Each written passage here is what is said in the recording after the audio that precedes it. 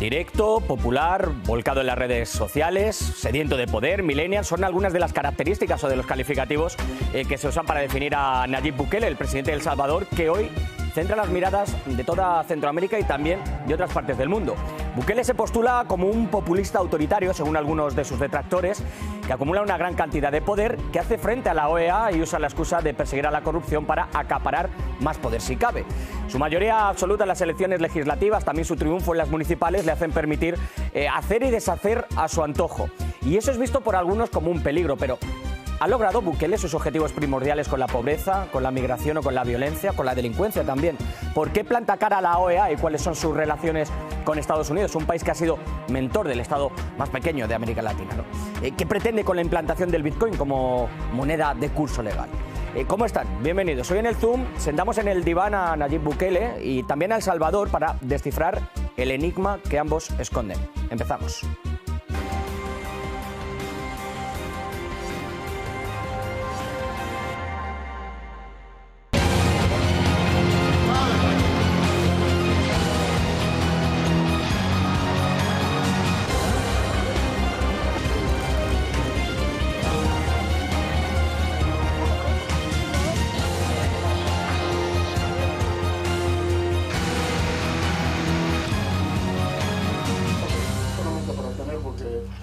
Dos años al frente de El Salvador y con un poder absoluto. Ese es Nayib Bukele, el presidente que más apoyos ha obtenido en ese país, en el país centroamericano, en unas elecciones después del conflicto armado que sufrió precisamente El Salvador. 56 escaños que le han dado un espaldarazo al proyecto de gobierno que tiene para los salvadoreños y en el que la exaltación a su figura es algo extraordinario y a la vez primordial para él. Pero ese poder, esa imagen que da de populista autoritario, como les decía al principio, según sus detractores, ha empezado a acaparar críticas. Verán, la destitución el pasado 1 de mayo por parte de la Asamblea Nacional de 5 magistrados de la Sala Constitucional y del fiscal general Raúl Melara han tensionado a la oposición, que se ha apresurado a calificar al presidente de ser poco menos que un dictador y a denunciar que hay falta de democracia en El Salvador. Pero ¿se trata realmente de una cacicada? ¿Es legal lo que ha hecho Bukele? Porque según el artículo 185 de la Constitución de El Salvador, la lista de los candidatos a magistrados de la Corte debe provenir del Consejo Nacional de la Judicatura y no han de ser elegidos a dedo, como parece que ha sido, ¿no?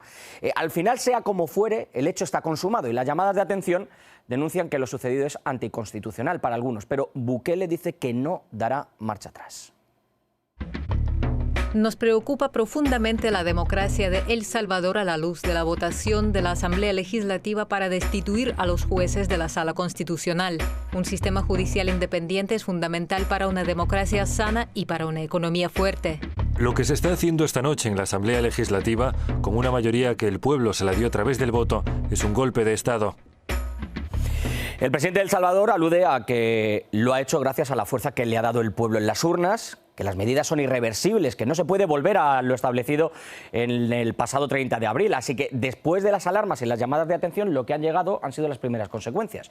Una serie de medidas tomadas, por ejemplo, por parte de Estados Unidos. Desde la USAID ya han denegado ayudas al gobierno de El Salvador y ahora esta institución dice que las va a usar con otros fines, algo que a Bukele le suena en una forma un poco a una injerencia. USAID reorienta asistencia a instituciones gubernamentales salvadoreñas hacia grupos de la sociedad civil. Este financiamiento se utilizará para promover transparencia, combatir la corrupción y monitorear los derechos humanos junto a organizaciones de la sociedad civil. El dinero de USAID no es nuestro, es del pueblo estadounidense que paga impuestos y no tenemos que decirles dónde invertir.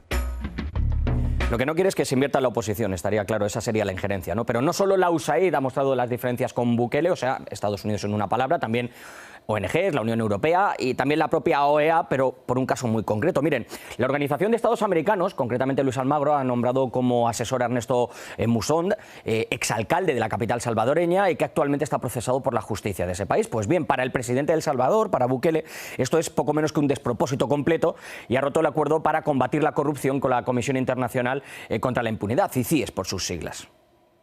Y hemos decidido que como presidencia también vamos a romper nuestro convenio con la OEA CICIES.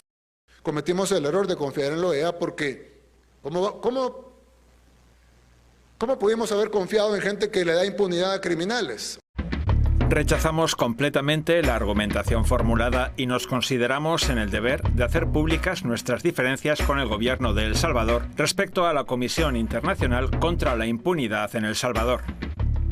Bueno, pues estas tiranteces que ven y que existen a nivel internacional han generado una crisis institucional y política, pues no han socavado la popularidad de Bukele, ¿no?, dentro de sus fronteras, en su propia tierra, porque se siente fuerte, pese a que sigue afrontando un mar de problemas, como por ejemplo la pobreza, el hambre y la inseguridad.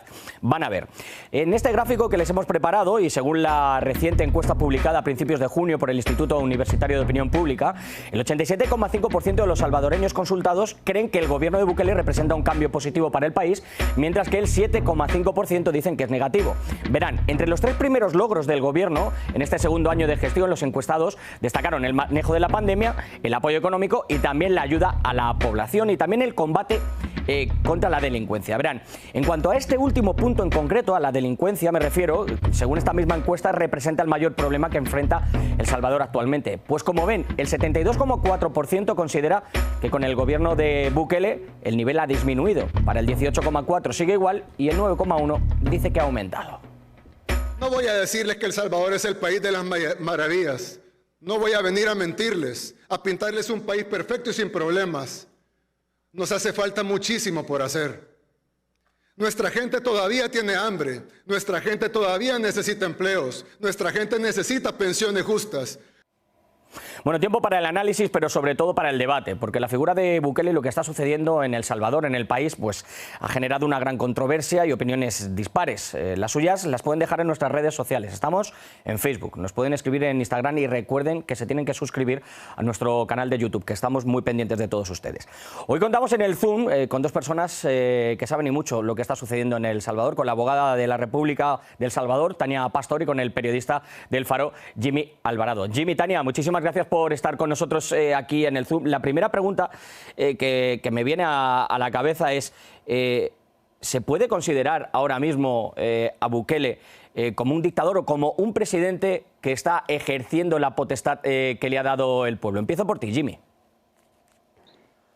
Yo empezaría precisando en que estamos como en un proceso en el que el presidente Bukele ha elegido un camino hacia la construcción de una autocracia y para eso, de manera progresiva, ha ido desmantelando las instituciones que velan por la preservación de la democracia, desde los que garantizan la transparencia para que sepamos en qué se gasta el dinero, como el Instituto de Acceso a la Información, hasta los que tutelan nuestros derechos constitucionales, como era la Sala de lo Constitucional, que fue destituida el 1 de mayo, y el fiscal general que tenía abiertas investigaciones contra las principales cabezas del gabinete de la administración Bukele. Entonces lo que estamos viendo es un camino directo hacia la autocracia y el desmantelamiento de las instituciones democráticas.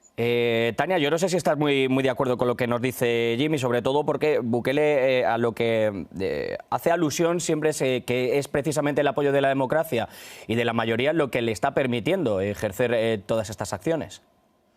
Sí, de hecho eso es lo que no permite precisamente decir que Jimmy tiene la razón o no la tiene.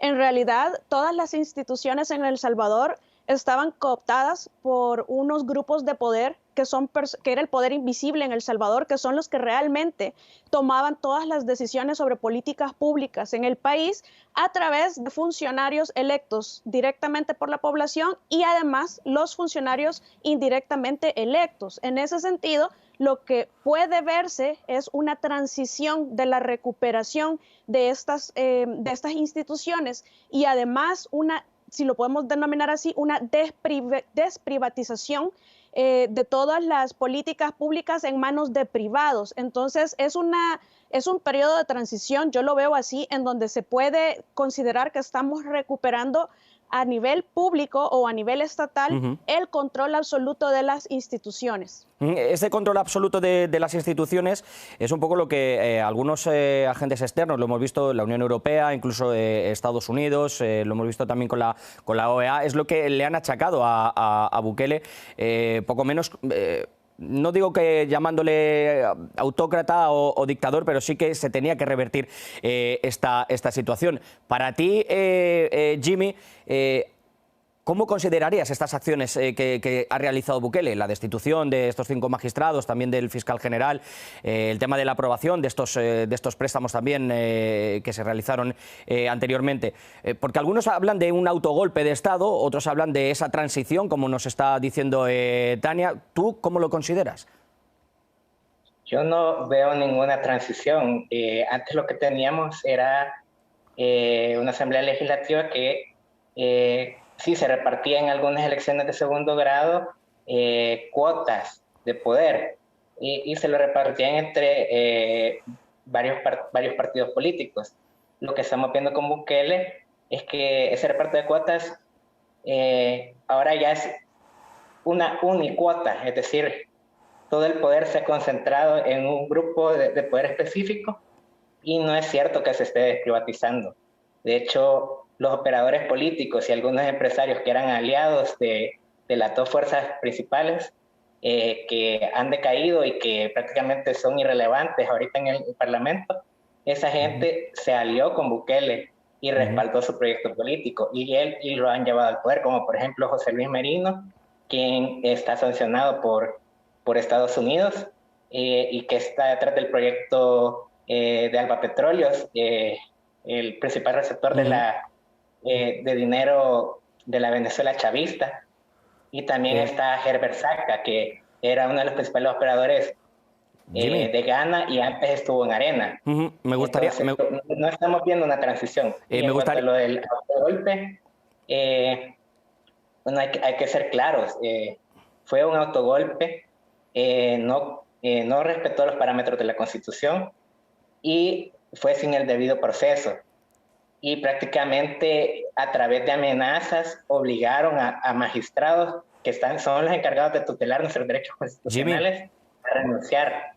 Jimmy, me gustaría preguntarle a Tania, como jurista, como experta en leyes, se habla mucho del tema de la constitucionalidad de lo que se ha ejercido. Para los afines a Bukele se alude a ese artículo, si no me equivoco, que es el 86 de la Constitución, mientras que los detractores hablan de ese artículo 185 que habla con el tema de los magistrados que no debían ser elegidos de esa manera, por ese proceso. ¿Hasta qué punto se ha violado la Constitución? ¿No se ha violado? ¿Tú qué es lo que opinas? Hay una situación bastante que debe quedar bastante clara en este tema. El artículo 186 es en realidad del que se habla. Establece que en El Salvador la única persona o la única autoridad competente para destituir magistrados en El Salvador, magistrados del órgano judicial de la Corte Suprema de Justicia, es la Asamblea Legislativa. Lo que sucede es que el artículo también dice que se hará por las causas legales especificadas en la ley. Esa ley no existe, nunca fue regulada, pero eso no significa que los magistrados sean inamovibles o que sean perpetuos en el cargo o que no se pueda establecer por la Asamblea Legislativa, el ente encargado de legislar, causas legales. De hecho, yo me pregunto, ¿cuántas vulneraciones a derechos fundamentales son suficientes por parte de una sala considerarse que hay causas legales de destitución? En El Salvador había un gobierno de jueces en donde este órgano judicial se había constituido en un suprapoder y en donde ellos mismos alegan que ni aún siguiendo el procedimiento correcto ellos podían ser destituidos.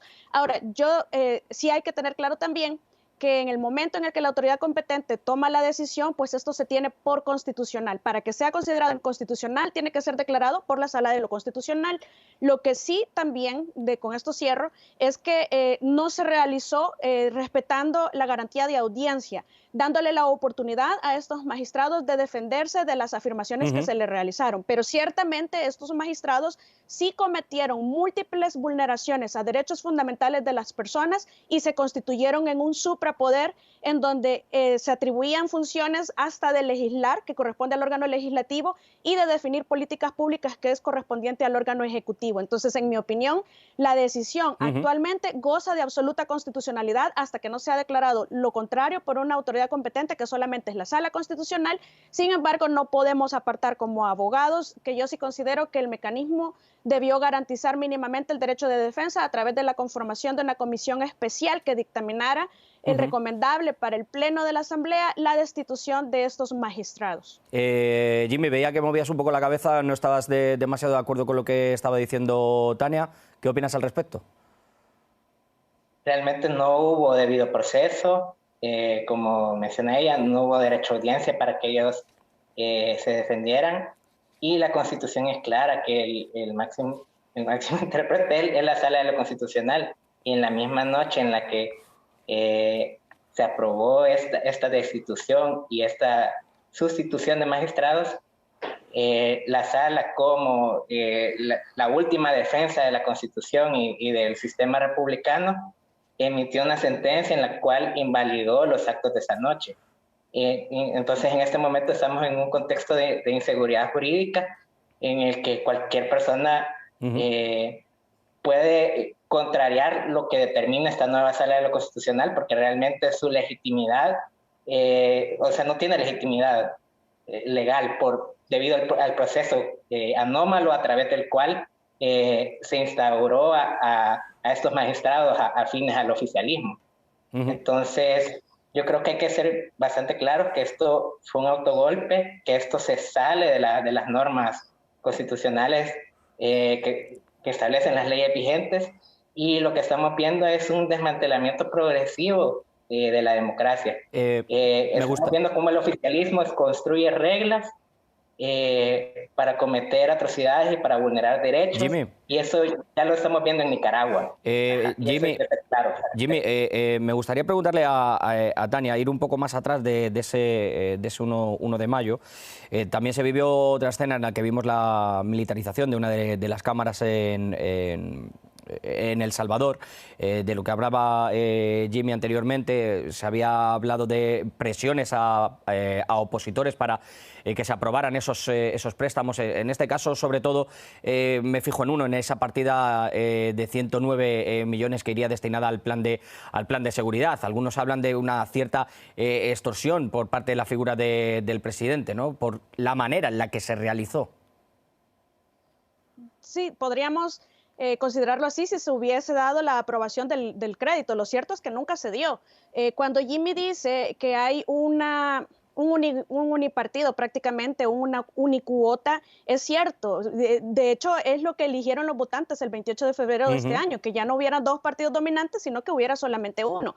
Cuando nosotros tenemos una historia en El Salvador de 30 años de funcionarios corruptos que han cooptado las instituciones por sus financistas, que han cometido actos de corrupción, que han utilizado las leyes y la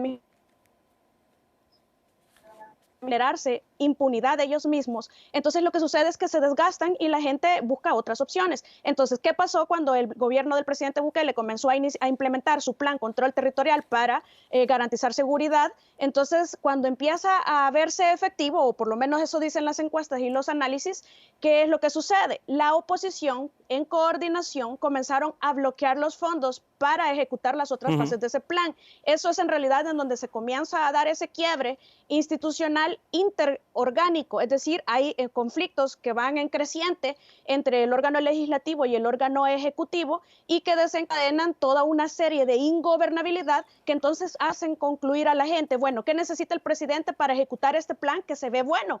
Entonces dice, bueno, necesito una asamblea que no se oponga. ¿Qué hace la gente?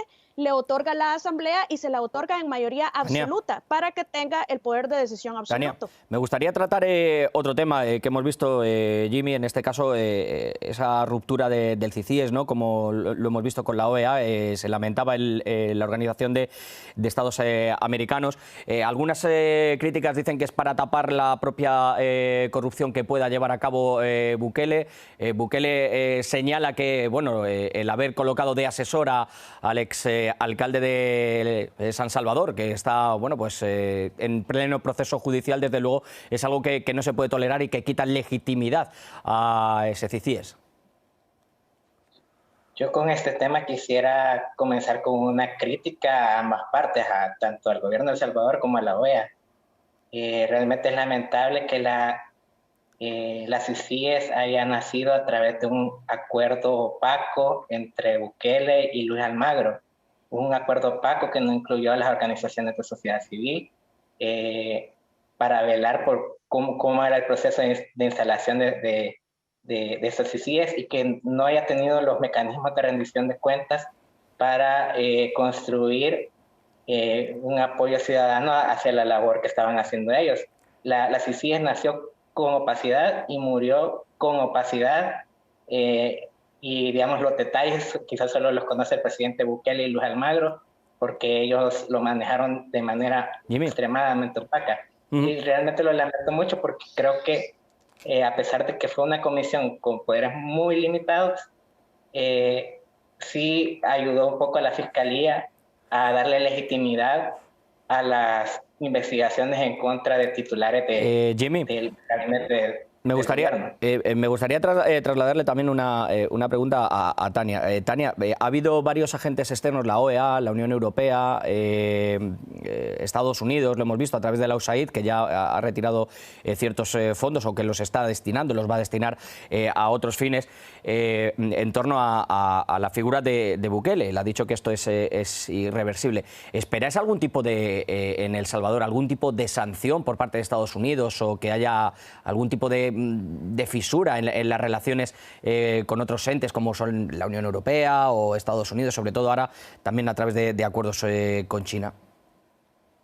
Sí, de hecho, la situación de la geopolítica para El Salvador se muestra bastante importante. Tenemos que prestar atención a todos los indicadores, sin embargo, también hay que apartar la mirada a hechos ciertos que existen, como por ejemplo en El Salvador, como ciudadanía. La ciudadanía en general, los más vulnerables, no obtuvieron ningún beneficio de todos los aportes de USAID. Sí los funcionarios, sí los empleados públicos los capacitaron, los llevaron a capacitarse, pero nunca investigaron la corrupción ni el delito de los corruptos, es decir, los ladrones de corbata que hemos tenido en El Salvador. Entonces, en esa perspectiva, lo que se ve es en realidad una injerencia cuando lo que se quiere es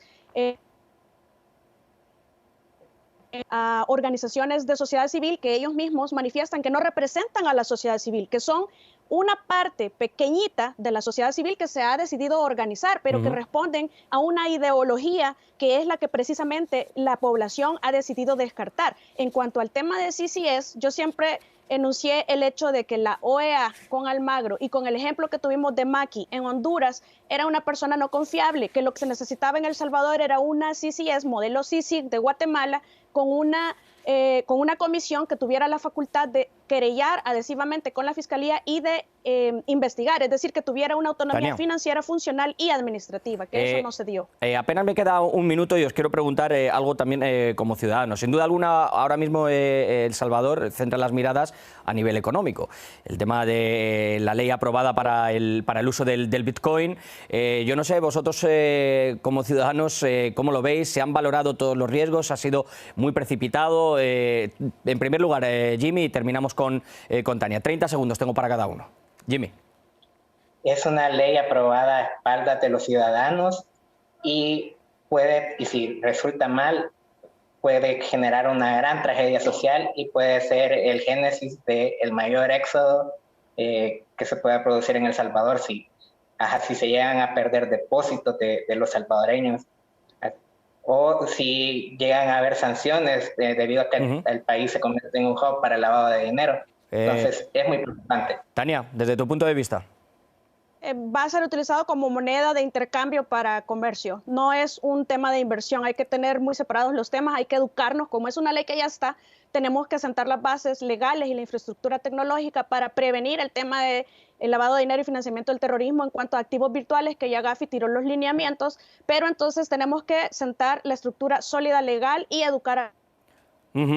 Pues os agradezco a los dos, el haber venido para darnos un poco una radiografía de cómo se encuentra El Salvador. Vemos que dividido, pero que la popularidad y el apoyo hacia Bukele y hacia lo que está haciendo es bastante grande. Pero como siempre hay dos caras de una misma moneda, en este caso moneda virtual, que sería el Bitcoin. Os mando un abrazo y espero volver a contar con vosotros. Muchísimas gracias.